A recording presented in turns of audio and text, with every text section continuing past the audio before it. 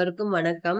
எப்படி கடை மாவுல சாஃப்ட்டான ஒரு மேல் மாவு கொழுக்கட்டைக்கு ரெடி பண்றதுன்றத பார்க்க போறோம். இது செய்யறது ரொம்பவே சுலபம். 10 மணி நேரம் ஆனாலும் சாஃப்ட்டாவே தாங்க இருக்கும் கொழுக்கட்டை. வாங்க இப்ப எப்படி செய்யறதுன்னு பார்க்கலாம். இது செய்யறதுக்கு கடையில வாங்குன நம்ம அரிசி மாவு எடுத்துக்கோங்க. அது 1 கப்பு சேர்த்துட்டு அதுக்கு தேவையான அளவு உப்பு சேர்த்துக்கோங்க. அரிசி மாவு அளந்து அதே கப்புலயே 1 கப் அளவுக்கு தண்ணி சேர்த்து ஒரு விஸ்க் வச்சு நல்லா கலந்து குடுத்துருங்க. எனக்கு இன்னும் கொஞ்சம் தண்ணி தேவைப்பட்டது. நான் இன்னும் ஒரு 1/4 கப்பு போல தண்ணி சேர்த்துக்கிறேன். சேர்த்துட்டு நல்லா மறுபடியும் கலந்து குடுங்க. தண்ணி கொஞ்சம் கூட ஆனாலும் பிரச்சனை இல்ல. நம்ம இத அடுப்புல வச்சு கலரும்போது சரியாகிடும். இது நல்லா கலந்து குடுத்துட்டு 2 டீஸ்பூன் தேங்காய் எண்ணெய் இல்லன்னா நெய் சேர்த்துக்கோங்க. நெய் உருக்கிட்டு சேர்த்துக்கோங்க. தேங்காய் எண்ணெய் இருந்தா அப்படியே சேர்த்துக்கோங்க. சேர்த்துட்டு மறுபடியும் நல்லா கலந்து குடுங்க. இது நல்லா கலந்து குடுத்துட்டு, இப்போ ஒரு அடி கனமான பாத்திரம் எடுத்துக்கோங்க. அத அடுப்ப ஆன் பண்ண வேண்டாம். இப்ப கரைச்சு வச்சிருக்க மாவ இதுல ஊத்திடுங்க.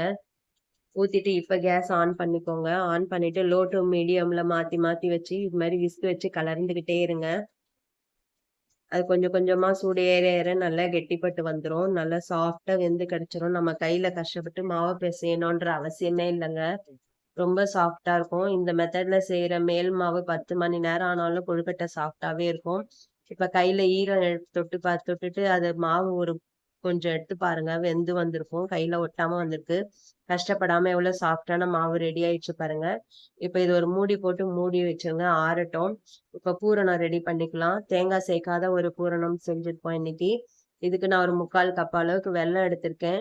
எள்ளு கொஞ்சமா வறுத்து அத அரைச்சு எடுத்திருக்கேன். ஒரு 1/4 கப் அளவுக்கு சேர்த்துக்கிறேன். வேர்க்கடலையும் வறுத்துட்டு, தோல் நீக்கிட்டு அரைச்சு எடுத்து வச்சிருக்கேன். ரொம்ப ஃபைனா அரைக்க வேண்டாம். கொர கொரப்பா இருந்தா போதும்.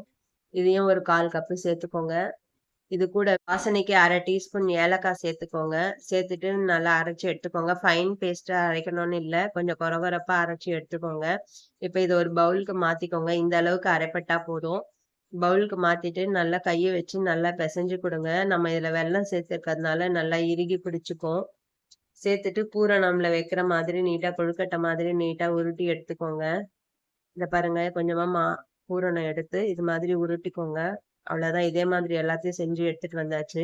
இப்ப மேல் மாவு நல்லா ஆறி வந்திருக்கு. பாருங்க எவ்வளோ சாஃப்ட்டா நம்ம கஷ்டப்படாமயே சாஃப்ட்டான மாவு ரெடி ஆகிருச்சு. இப்போ வாழை இலையில அடுப்புல வாட்டிக்கோங்க. வாட்டிட்டு அதுல நெய் இல்லன்னா எண்ணெய் ஏதாவது கொஞ்சமா தடவிக்கோங்க. தடவிட்டு மேல் மாவ கொஞ்சமா எடுத்துக்கோங்க. எடுத்து கையில உருட்டி, இது வாட்டுன வாழை இலையில மேல வச்சுக்கோங்க. வச்சு அப்படியே தட்டி குடுங்க. தட்டிட்டு இப்ப எடுத்து வச்சிருக்க பூரணத்த ஒண்ணு எடுத்து இது நடுவுல இப்படி வச்சுட்டு, வாழை இலையோட ஒரு பகுதி இன்னொரு பகுதிக்கு போற மாரி பண்ணுங்க. மடக்கி விடும்போது அவ்வளோதாங்க. கார்னர்ல விரல் வச்சு இப்படி பிரஸ் பண்ணி குடுங்க. வாழை இலைய நம்ம வாட்டுனதுனால மடக்குனா கிழியாது. பாருங்க சூப்பரான கொழுக்கட்டை ரெடி பண்ணிட்டோம். கஷ்டப்பட்டு தடட்டணும்னு ரொம்ப அவசியம் இல்லங்க. சூப்பரா வந்துச்சு பாருங்க. இதே மாரி வாழை இலை இல்லனாலும், இது மாதிரி இட்லி ஆவி கட்டுற துணி இருக்கும் பார்த்தீங்களா? அந்த துணி கூட எடுத்துக்கோங்க. இதுல ஒரு பகுதியில வச்சு, அதே மாதிரி இதுலயும் வச்சு தெரட்டிக்கோங்க. தெரட்டிட்டு நடுவுல பூரணம் வச்சுக்கோங்க. வச்சு இந்த கார்னர்லேருந்து அந்த கார்னருக்கு துணிய மடிச்சு விடுங்க. மடிச்சுட்டு அதே மாதிரி கொழுக்கட்டையோட கார்னர்ல விரல வச்சு அழுத்தம் குடுத்து அமுக்கி விடுங்க. அவ்வளோதாங்க. இந்த கொழுக்கட்டையும் எவ்வளோ சூப்பரா ரெடி ஆயிருக்கு பாருங்க. ரொம்ப சுலபமா செஞ்சுடலாம் இதுலலாம். இந்த மெத்தட்ல. பாருங்க. துணியும் என்னால செய்ய முடியாது. இல்ல வாழை இலையும் தட்ட முடியாதுன்னா, ஈஸியா இருக்க ஒரு மெத்தடு. இந்த மெத்தடும் ட்ரை பண்ணி பாருங்க. இந்த பொட்டேட்டோ மேஷர் எல்லார் வீட்லயும் கட்டாயமா இருக்கும். வாட்டுன வாழை இலையில இது ஒரு உருண்டை எடுத்து வச்சுக்கோங்க. வச்சுட்டு இன்னொரு வாழை இலை மேல வச்சுக்கோங்க. இந்த வாழை இலைக்கு பதில் நீங்க பாலித்தீன் கவர் கூட யூஸ் பண்ணிக்கலாம். அந்த மேஷர் வச்சு ஒரு லேசா அழுத்தி பாருங்க. உங்களுக்கு எப்படி வருதுன்னு தெரியும். இன்னும் கொஞ்சம் பிரஸ் பண்ணி குடுங்க. முதல்ல நடுவுல பிரஸ் பண்ணிட்டு, அப்புறம் கார்னர்ல பிரஸ் பண்ணிக்கோங்க. பாருங்க இதுக்கும் அழகா வந்துருச்சு. நம்ம கை வலிக்க கூட தட்ட வேண்டாம். ரெடி ஆகிடுச்சு. இதுக்கு நடுவுல பூரணம் வச்சு, அதே மாதிரியே வாழை இல மடிச்சு, கார்னர்ல பிரஸ் பண்ணி விடுங்க. அவ்வளோதாங்க. இந்த கொழுக்கட்டையும் சூப்பரா வந்துருச்சு. செய்யறது ரொம்பவே சுலபம். நீங்களும் செஞ்சு பாருங்க. பாத்தீங்களா? எவ்வளோ சுலபமா ரெடி பண்ணிட்டோம். இப்ப இட்லி பாத்திரம் வச்சுக்கோங்க அடுப்புல. தண்ணி சூடேறட்டும்.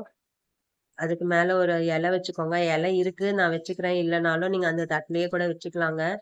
ஒவ்வொரு முறை வேக வைக்கும்போதும் ஒரு 3, 4 மட்டும் வைங்க. நெறைய சேர்த்து வச்சிட வேண்டாம். ஏன்னா, இது வெந்து வரும்போது அரிசி மாவு வந்து புளிச்சுக்கும்.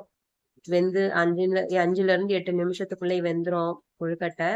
அவ்வளோதான் ரெடி ஆகிருச்சு. சாஃப்ட்டான கொழுக்கட்டை. நீங்களும் செஞ்சு பாருங்க. ரொம்ப டேஸ்டியா இருக்கும். ரொம்ப சாஃப்ட்டா இருக்கும். செஞ்சு பார்த்துட்டு எப்படி வந்ததுன்னு கமெண்ட் பண்ணுங்க. வீடியோ பிடிச்சிருந்தா லைக் பண்ணுங்க, ஷேர் பண்ணுங்க. இனிமே நீங்க cook with Sujini channel subscribe பண்ணலன்னா, சப்ஸ்கிரைப் பண்ணிக்கோங்க. வீடியோ ஸ்கிப் பண்ணாம பார்த்தவங்களுக்கு ரொம்ப நன்றி.